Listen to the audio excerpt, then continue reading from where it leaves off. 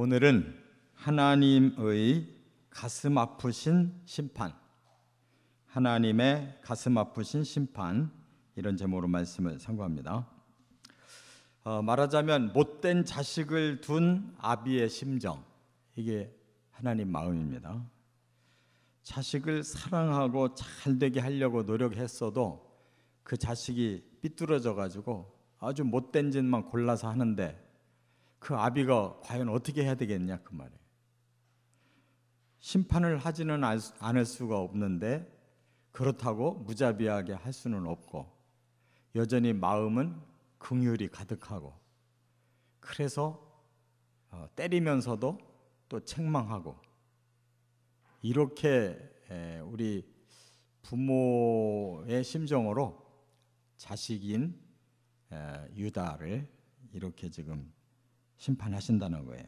근데 이 내용이 더구나 예레미야와 하나님이 주거니 받거니 대화를 하는 형식이에요. 그러니까 우리가 자식이 못되면 남한테 함부로 말을 못하겠고, 그래도 믿는 구석이 있는 사람한테 속 얘기를 하잖아요. 우리 자식이 이러저러하다. 그러면 또 같은 심정으로 맞장구를 쳐주면 위로가 되잖아요. 바로 예레미야와 하나님이 그렇게 지금 대화를 하는 거예요. 그러니까 이 성경을 좀 자세히 들어가서 그냥 아주 딱딱하고 어려운 말씀으로 가득 차가지고 이게 뭐냐 하고 덮어버리면 끝나는 거예요. 그러나 조금만 더 들어가 보면 그 속에 구구절절 하나님의 마음이 들어있고, 그걸 옆에서 알고 있는 선지자, 그 중보자의 그 안타까운 슬픈 마음이 섞여 있다, 그 말이에요. 사람들이 소설책 좋아하는 이유가 뭐예요? 그 속에 들어가면 그 세계가 막 펼쳐지잖아요. 쏙 빠져들어가잖아요. 근데 바보들 같이 성경에 대해서는 그렇게 빠져들어가려고 안 해요. 더 깊고 더 오묘한데. 깨달으시 바랍니다. 그래서 오늘 본문에는 이제 세 가지로 말씀이 진행되는데, 첫째는 1절부터 9절까지 보면 유다의 전적인 부패, 이 못된 자식이 어느 정도인가를 여기서 밝히고 있어요. 여기 보니까 의로운 자가 한 명도 없다는 거예요. 하나님이 이렇게 말씀해요. 너희는 성읍에 나가서 한번 찾아봐라.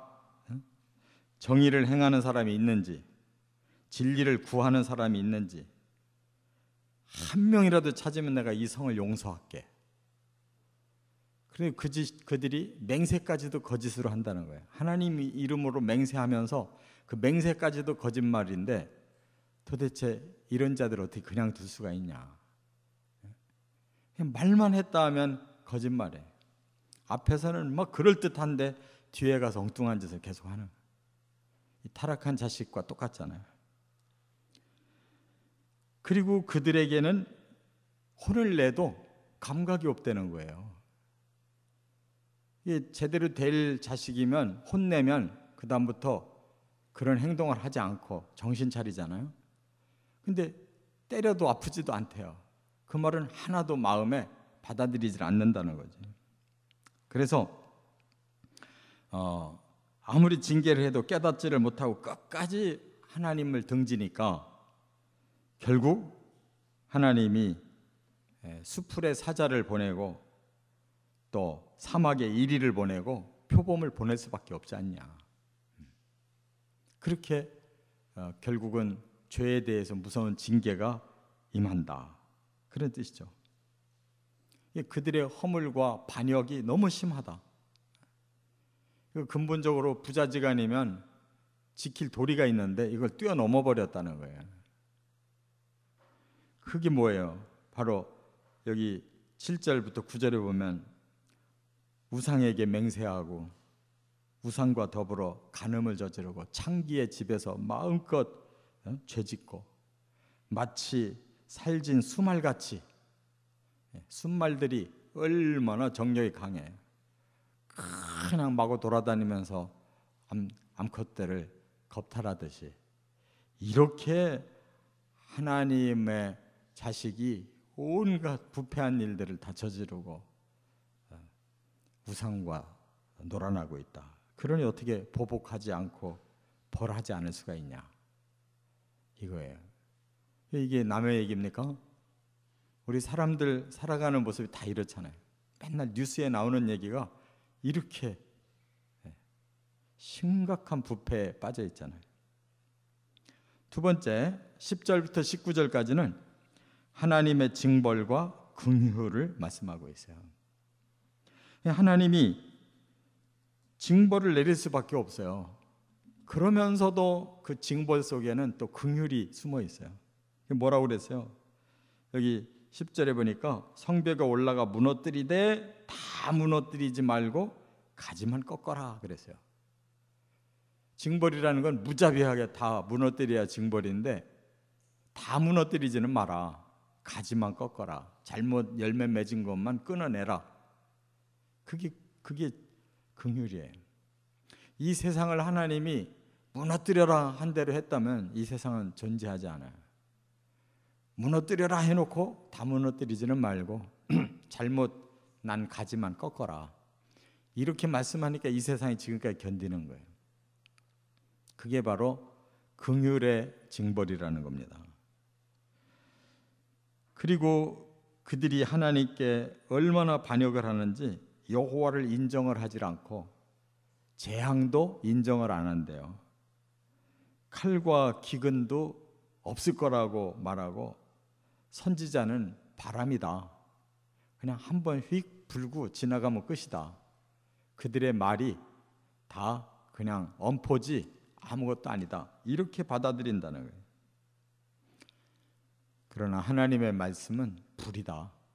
한번 말씀하면 그 말씀은 그대로 실행된다. 죄지면 그게 벌로 가는 거다. 그래서 너희들을 살을 것이다. 그런데 또 여기서도 또 하나님이 뭐라고 말씀하셔요? 그러나 진멸하지는 않겠다. 18절에 또 말씀하셔요. 하나님의 말씀은 불이다. 그 말씀에 어긋나면 전부 살라버린다. 그래놓고 18절에는 그래도 진멸하지는 않겠다. 다 태워 없애지는 않겠다.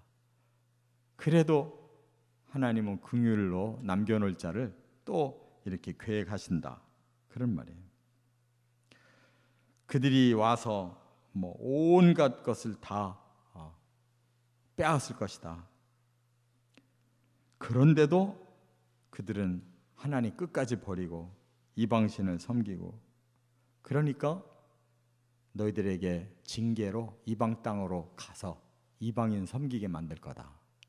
그게 이제 바벨론의 멸망당해서 바벨론 나라가 전부 백성들을 끌고 바벨론의 그발 강가에 포로 수용소 지어놓고 거기서 70년을 사는 거예요. 적어도 70년에서 150년까지 1차, 2차, 3차로 돌아오잖아요. 이 말씀 그대로 너희들이 하도 못되게 하니까 하나님이 진멸하지는 않고 좀 너희들 벌받게 하겠다. 그래서 바로 바벨론 끌어들여서 너희들을 징계하고 너희들이 이방 땅에 가서 이방인들을 섬기면서 고생을 좀 할 거다. 이렇게 말씀한 거예요. 세 번째 20절부터 31절까지는 하나님의 안타까우신 책망. 하나님이 이렇게 때리면서도 계속 말씀을 하는 거예요. 말로 책망하시는 거예요. 돌이키라고. 그래서 하나님이 이런 예를 들어요. 내가 모래를 가지고 바다에 한계를 지어놨다. 지 아무리 바다가 무섭고 파도가 세도 내가 쌓아놓은 모래를 넘는 법이 없다. 그렇잖아요. 우리 바다에 가보면 아무리 파도가 철썩거리고 무섭게 달라들어 모래를 넘어서는 법은 없어요. 그러니까 이 세상이 존재하는 거예요. 자연은 하나님이 정해놓은 한계를 지키는데 내 백성이고 내 자식이라고 하는 유다는 한계를 넘어서 버렸다는 거예요. 지멋대로. 그래가지고 이렇게 배반하고 반역하고 허물과 죄를 짓고 그리고 새를 사냥하는 사냥꾼처럼 아주 못된 행위를 일삼고 고아의 송사와 빈민의 재판을 엉터리로 하고, 가진 자가 더 무서워요. 더 많이 가지려고 인권이라는 게 없어요. 무자비해요. 그러니까 이 나라를 다스리는 사람들이 그러한 인권을 좀 지켜주려고 애를 쓰면 그냥 가진 자들이 막 더 그런 걸 못하게 하려고 야단들이. 노사 문제가 왜 일어나요? 가진 자가 너무 힘을 강하게 하니까 노동자들이 단합해서 그거 막아내려고 하는 거잖아요. 다 서로 골고루 나눠서 잘 먹고 잘 살게 해주면 그럴 리가 없잖아요.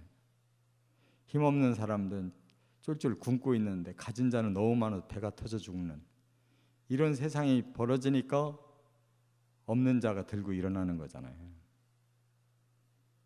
여기에도 고아의 송사, 빈민의 재판이 엉터리라는 거예요.